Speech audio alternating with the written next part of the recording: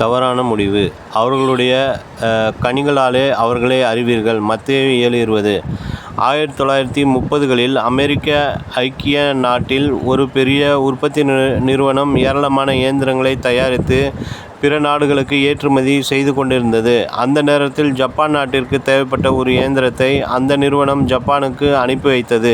முதலில் அந்த இயந்திரம் நன்றாக வேலை செய்தது. சில நாட்கள் சென்றதும் அந்த இயந்திரம் சரியாக வேலை செய்யவில்லை என்றும் அதை சரி செய்து கொடுப்பதற்கு உடனடியாக ஒருவரை ஜப்பானுக்கு அனுப்பி வைக்கும்படி அதை தயாரித்த நிறுவனத்திற்கு அவசர செய்தி ஒன்றை அனுப்பி வைத்தது ஜப்பான்.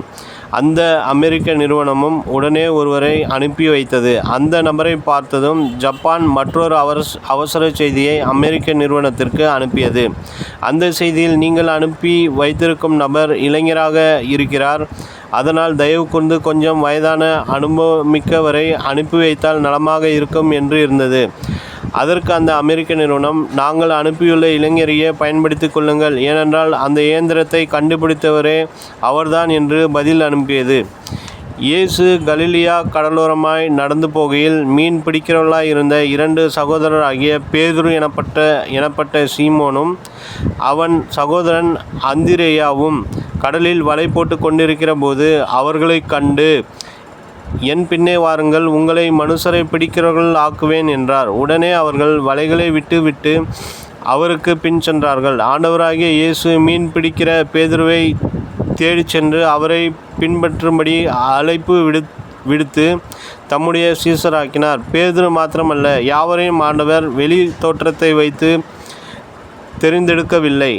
இதை வாசிக்கின்றதான பிரியமானவர்களே, ஒருவருடைய தோற்றத்தையோ உடையையோ வைத்து நாம் அவர்களை எடை போடக்கூடாது. பல நேரங்களில் அது தவறாக இருந்திருக்கக்கூடும். நம்மில் அநேகர் அறிவையும் ஆற்றலையும் அவரவர் தோற்றத்தோடு இணைத்து எடை போடுகிறோம்.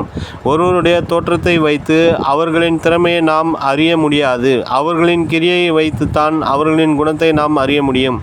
எனவே யாரையும் பார்த்தவுடன் தவறான முடிவு எடுக்க வேண்டாம். ஜெப குறிப்புகள். எபோலா வைரஸ் பரவல் இந்தியாவில் பரவாதபடி உத்தரப்பிரதேசத்தில் வாழ்கின்ற மக்கள் இயேசுவை சொந்த இரட்சகராக ஏற்றுக்கொள்ள, நாமக்கல் பணித்தளம் பாப்பா என்கிற சகோதரிக்கு புற்றுநோய் கட்டி மறைய வடமாநில மிஷனரிகளை தேவன் பலமாய் பயன்படுத்த